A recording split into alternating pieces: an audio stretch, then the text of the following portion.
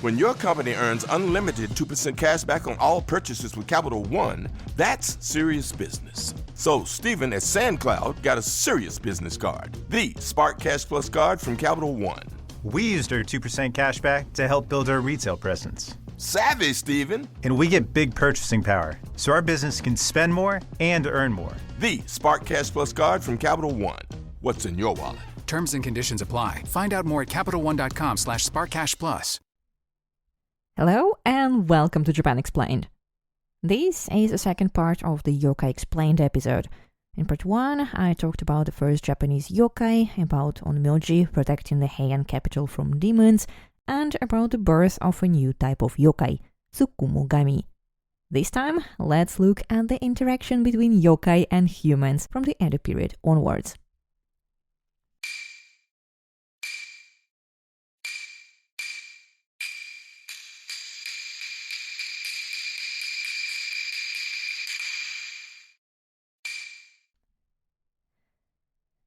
During the Edo period, the yokai underwent a major transformation. From phenomena that were sometimes drawn, they became entities, real creatures with names and distinctive looks. However, Edo people prefer to call them bakemono, changing things. The word bakemono emphasizes shape-shifting, a trait common to many yokai. But it also applied to all sorts of strangely shaped, frightening or anomalous creatures. During the Edo period, people from towns and villages all over Japan moved to urban centers such as Edo and Osaka, making them places of cultural exchange and creativity. The Edo period saw the rise of kabuki drama and puppet theater. A massive publishing industry was developed, producing ukiyo-e woodblock prints. Thousands of relatively inexpensive books, many filled with illustrations, flooded the market. Not surprisingly, yokai also found their way into the world of commercial art, popular literature and drama. And one way they did this was through hyakumonogatari, gatherings where ghost stories called kaidan were told in turn by the participants. People would gather in a candlelit room and tell short, spooky anecdotes about ghosts, strange creatures, or mysterious occurrences. After each short story, a lantern or candle would be extinguished.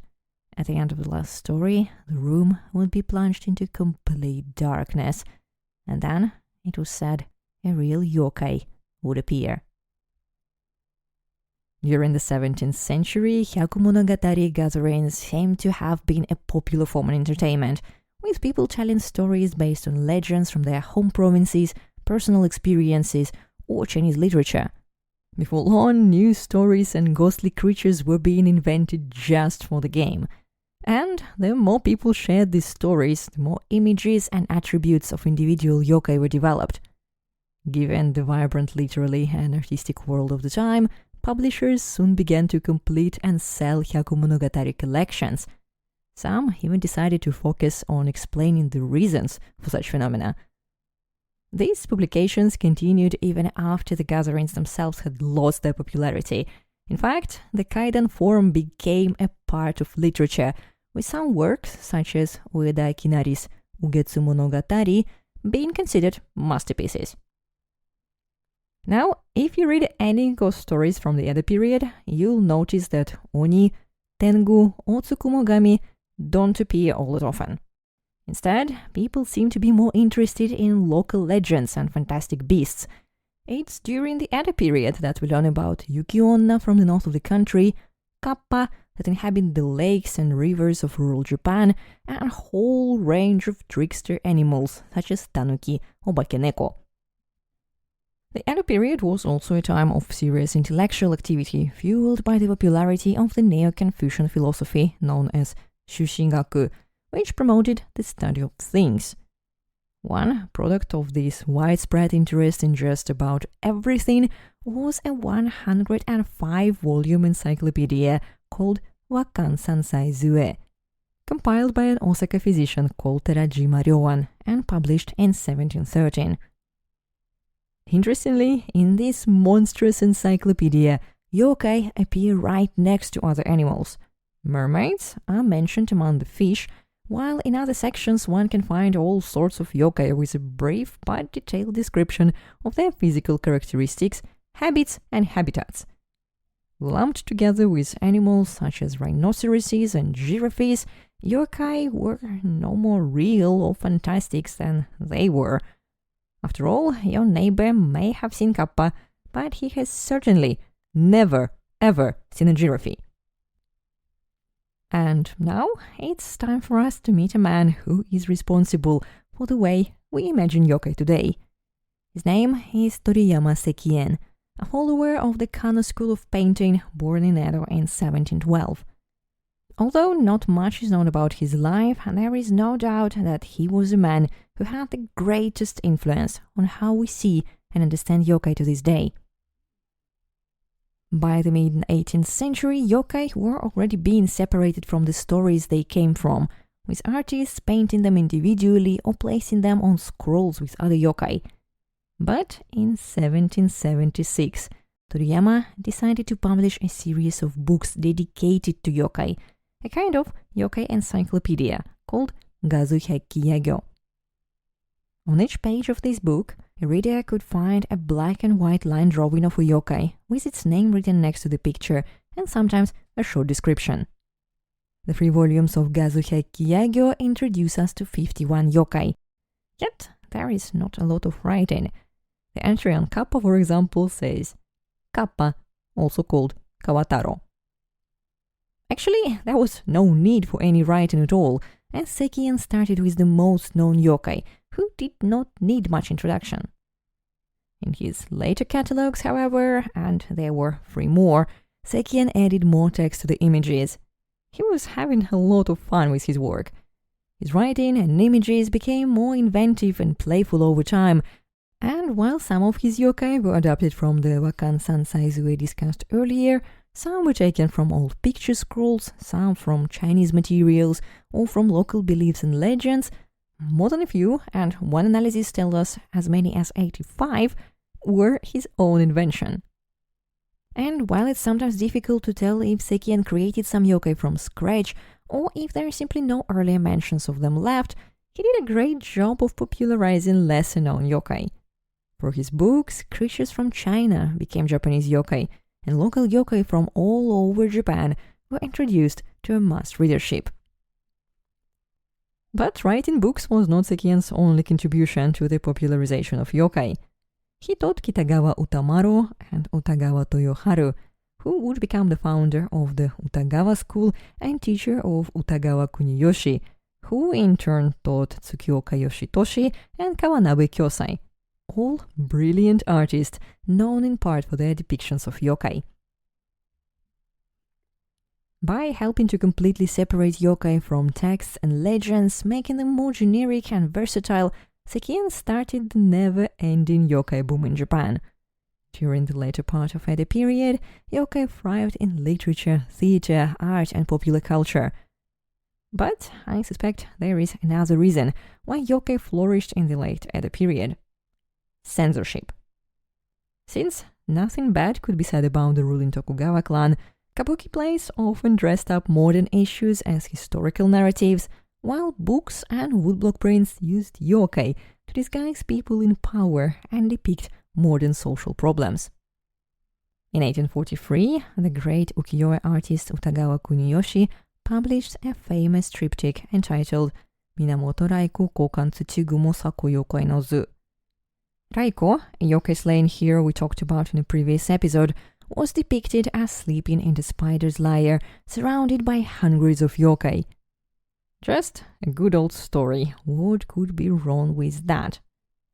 Well, it was a time of unpopular and unfinished tempo reforms that sent Edo farmers back to their villages and stood in the way of other people having fun. So, when the print came out, people were quick to name the yokai with the names of politicians and the spider with the sticky web the Tokugawa government itself. The circle was complete. The people were called Tsuchigumo by the government. Then Tsuchigumo turned into a real yokai. And now, the common people called their rulers the Earth Spider. Another, more light-hearted example can be found in kiboshi, yellow covers, illustrated comic books with short stories, a kind of manga of the Edo period. In kiboshi, a particular yokai could represent an individual, a whole class, or a certain type of a person. For example, let's look at Bakemono no Yomeiri, The Monster Takes a Bride, by Jippensha Ikko. In the 18th century, there were picture books that meticulously illustrated the various rituals surrounding marriage, just as wedding magazines do today. The kiboshi parodies of these books used the same format, but depicted all the characters as yokai. Tsukumogami lanterns, each hopping on a single leg, help to light the way, and one yokai remarks that a storm is about to break. What a perfect weather for a wedding! By making all the characters yokai, the author defamiliarizes a whole range of wedding customs and social norms that might otherwise go unquestioned, and makes you think about them. Needless to say, the yokai in kiboshi were far from scary. They were goofy and comical. Let's say that kiboshi completely ruined the scary image of yokai, but in a good way. No longer tied to specific stories, yokai became a kind of mascot characters. In the late 18th and 19th centuries, they appeared in board games, shooting galleries, spectacle shows, and even a popular card game known as Yokai Karuta, which bears a striking resemblance to today's Pokemon cards. But the yokai boom did not stop there. A scholar named Hirata Tsutane, for example, interviewed people who had been carried away by tango or had other supernatural experiences, such as remembering a past life. Then there is a wonderful hobby of mermaid making, popular with fishermen. All you need is the body of a monkey, a fish of suitable size, and some sewing skills. Well, and some knowledge of taxidermy, but there is always time to learn new things on the sea. The mummified mermaids were a hit, and not just in Japan, as more than a few have found their way to the Netherlands. Dutch merchants then sold one to an American sea captain, Samuel Barrett Yates, and in the autumn of 1822, a stuffed mermaid caused a scientific sensation in London. 20 years later, it found its way to the USA and was exhibited by the great American showman P.T. Barnum in 1842. Called the Fiji Mermaid, the 85-centimeter long mummy was a hit when Barnum displayed it in New York. Who knew mermaids weren't that pretty? But even the scientists now were taken by surprise and were debating the possibility of mermaids' existence. But while the West was fascinated by the DIY projects of Japanese fishermen, Japan itself was facing something quite serious: a cholera epidemic. In a rapidly globalizing world, diseases spread like wildfire, and it was time for Japan, until recently an isolated island nation, to face its first global threat. Arriving in Japan in 1822 from China via the Ryukyu Kingdom in Okinawa, cholera killed many, but failed to reach the most populous area of Edo. But it took a short break and struck again in 1858. It is said to have been transmitted by crew members of the US Navy fleet, as 1858 was the year Japan was forced to sign a whole series of unequal foreign treaties, starting with the Treaty of Amity and Commerce with the United States. It killed over 100,000 people in Edo alone and caused a massive panic. The worst part was that nobody knew what caused the disease, and so the cholera yokai appeared. In the 19th century, cholera was known in Japan by the name korori, to die suddenly, and when it came to writing the name, there were a few variations, the most famous being korori, with kanji for tiger, wolf, and diarrhea, reflecting both the most common symptom and the ferocity of the disease.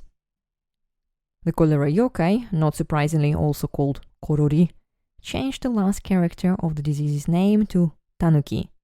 The result was a chimera with the head and front legs of a tiger, the body of a wolf, and the testicles of a raccoon dog. And while imagining what the danger looked like didn't really help to cure people, giving the disease a name and shape, making it yokai, was, as Komatsu Kazuhiko suggests, a way of taming it.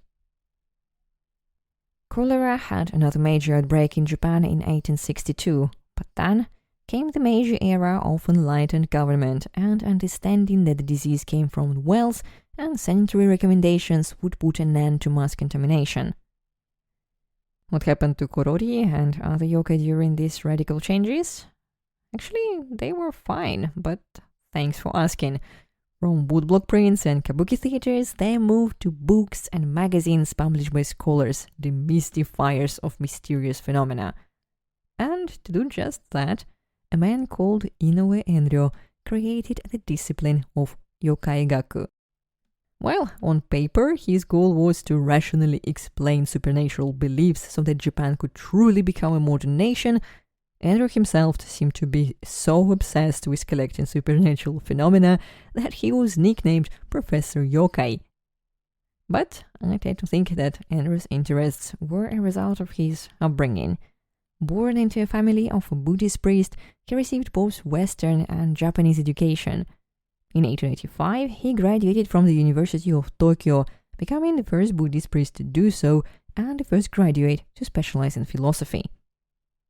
Enryo had some great ideas about education and later became one of the founders of Toyo University, but no matter how fascinating his life was, let's not forget that we are here today to talk about yokai. In 1886, Enryo and his friends formed an organization called the Fushigi Kenkyukai, literally the Mystery Research Society. The society only met 3 times, but Enryo had already embarked on his yokai research. Beginning with the 2,000-plus page Yokai Gaku Kogi, published in 1893-94, he wrote thousands of pages on the subject during his lifetime. He traveled extensively through Japan, collecting local beliefs and customs and lecturing on yokai. What he tried to do was to divide yokai into 2 categories: kakai, false yokai, and shinkai, true yokai. And by filtering out all the superstitions and other false mysteries that deceived the Japanese people and hindered their enlightenment, one would be able to identify the true mystery. And it's thanks to Enryo and his numerous lectures and newspaper articles that the word yokai entered the popular vocabulary. In 1891, when Inoue Enryo was in his early 30s and already deeply immersed in his yokai research, he traveled to the small town of Matsue in Shimane Prefecture. There, he spent the morning of 30th of May deep in conversation with a 40-year-old English teacher who had recently arrived from America. There is no record of what they discussed, so we have no way of knowing whether they talked about yokai, but the English teacher's name was Lafcadio Hearn, without exaggeration, one of the most important foreign language interpreters of Japanese culture. Hearn was a master of the essay form, writing on everything from Buddhism to proverbs, incense to insects. He also had a deep interest in ghost stories, and much of his work consists of translated or rewritten versions of legends and supernatural tales. Even his book titles, such as Glimpses of Unfamiliar Japan, In Ghostly Japan, and Kwaidan, reflect his interest in the otherworldly things. What I want you to remember here is that Hearn was not an ethnographer, but a writer, and a pretty good one. So, the stories he wrote were sometimes far from the original folk tales he heard, but they were better. And it's even more interesting to note that many of the yokai stories evolved thanks to him, inspiring Japanese writers and directors and completely changing the image of some yokai in the decades to come. For example, Hearn's Yuki Onna is a classic tale that sounds very Japanese, but if you look at early legends of Snow Woman, there is not much romance happening in them. In the harsh and snowy winters of northern Japan, people would freeze to death, and blizzard knocking at their doors was something to be feared. At the same time, there were other stories where a crane or a fox would turn into a woman and live happily with a man until the truth was discovered and she had to flee. This motif is also common in the folk tales of other cultures, and by incorporating it into a Japanese tale, Hearn kept it Japanese, yet made it more universal, creating an image that has survived to this day, both in Japan and abroad as the most resonant image of a snow woman. In the 20th century, the question of whether to expose yokai like Enryo or preserve them like Hearn was no longer relevant. In 1923, Emma Tsutomu, a social historian interested in the study of custom and manners, published a book on the history of Japanese yokai. He didn't care if they were real as long as the people he was studying did. He looked at how people interacted with yokai in the past, much like we do here today. And his attitude towards yokai can be seen throughout the 20th century in the work of one of modern Japan's most influential thinkers and father of Japanese folkloristics, Yanagita Kunio. Although he published a number of books on yokai and even in Yokai Glossary, it is the distinction he made between yurei and bakemono that we remember best. At the same time, Yanagita had an interesting theory that as humanity progressed and moved into a modern way of life, kami, objects of serious belief, would degenerate into yokai, which are sometimes even comical. He believed that many of today's customs were relics of an older, greater belief system that had faded over time and was slowly disappearing. And while scholars today don't often share Yanagita's views, you can still find them in a post-war Japan's nostalgia for its innocent pre-war past. Speaking of post-war Japan, there is one yokai-related name you've probably heard at least once: manga and anime artist Mizuki Shigeru. Born in 1922, he grew up in a small port town of Sakae Minato in Tottori Prefecture. He has written nostalgically about his childhood and especially about an old woman who looked after him when his parents were busy. According to Mizuki's memoirs, it was through her that he first became aware of the mysterious things that lived around him. As a young man, he was sent to fight with the Japanese military in Papua New Guinea. There, he has lost his left arm and survived a tropical disease. And he also met some yokai, or at least he had experiences that could best be explained as an interaction with yokai. On his return to Japan, he studied art and began to work as an illustrator. Then, in 1954, he created his most famous character, the yokai boy Kitaro. In 1968, Gegege no Kitaro became a successful anime series, which was followed by a formal anime, a couple of live-action films, and several video games. Mizuki's distinctive yokai characters have become part of the popular imagination for children and adults in the late 20s and early 21st century Japan, and Mizuki's hometown of Sakae Minato has become a popular tourist destination, with a museum dedicated to Mizuki's work and the Mizuki Shigeru Road, a shopping street lined with more than 130 bronze yokai figures. And while Kitaro, Medama Oyaji, Nezumi Otoko, and Neko Musume are Mizuki's original characters, he has also adapted many yokai from the work of Sekien, Yanagita, and others. In a way, he is a 20th century Sekien, a man who discovered forgotten yokai, gave them faces, and made them famous through the popular media. And as with Sekien's book series, Mizuki's manga and anime sparked a second wave of yokai boom.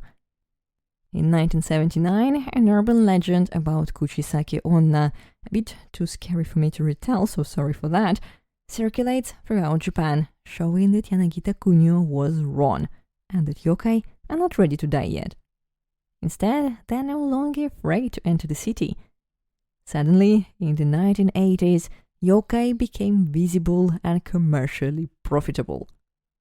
This brings us to today, when we are surrounded by Pokemon, Yokai Watch, Natsume's Book of Friends, and dozens of other franchises that capitalize on our love of yokai. And while I'm personally more familiar with the anime side of the yokai boom, it is happening throughout the entertainment industry. Kyogoku Natsuhiko, for example, has been a superstar of yokai literature since his debut novel came out in 1994. He has written dozens of books and hundreds of short stories and essays. His fiction has been adapted for television, film, manga, and anime. He was just an ordinary worker at an advertising agency until, as the legend goes, One day, without warning, he simply brought a huge manuscript to the Kodansha publishing house. The resulting book was Ubume no Natsu, a mystery story about a novelist and his acquaintance, the second-hand book dealer Kyogokudo. The book mentions the yokai Ubume as well as Sekien, Enryo, and Yanagita, and explores questions of beliefs and psychology. The Summer of Ubume was the first work in Kyogoku's Hyakiyago series of novels. A second novel in the series, Moro no Hako, was made into manga, anime, and live-action film. Then we have Studio Ghibli and their anime about tanuki, spirited away children, and other mysterious creatures like Totoro. And then, as I'm about to end this episode, let's not forget Yurukara, mascots that represent literally everything in Japan. My bank has one, as does my transport card. Kyoto Bus has one, and Kyoto City has a couple of them. And while they are not necessarily yokai, though sometimes they clearly are, the creative process behind seems very similar. In a recent experiment, a Japanese university professor gave her students the task of coming up with a new yokai.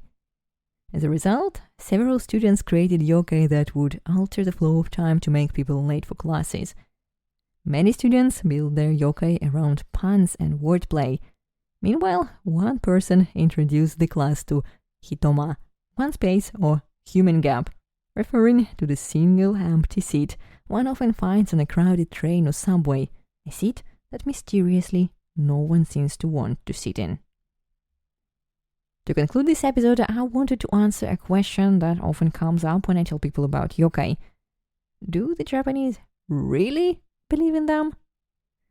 I do have friends who claim to have seen ghosts, and I even met a man who moved to Kyoto to find out more about a samurai he was in a previous life. Spoiler alert, he was killed by his friend, yet most people don't bring up yokai in their everyday conversations. But I think this question actually stems from another one. How is that Japan has so many monsters and fantastic creatures? In fact, it has more than any other country in the world. But most importantly, they are here because they have survived through the centuries. Survived because the Japanese people choose to document them, to recreate them, to tell their stories. They have learned to accept and love their yokai, introducing them to art, literature, and popular culture. I hope I have answered this question. But don't hesitate to ask me more on Instagram or Patreon, where you can also find a small Patreon-only extra episode about 3 not so well-known but very fascinating yokai. Talk to you soon. Bye!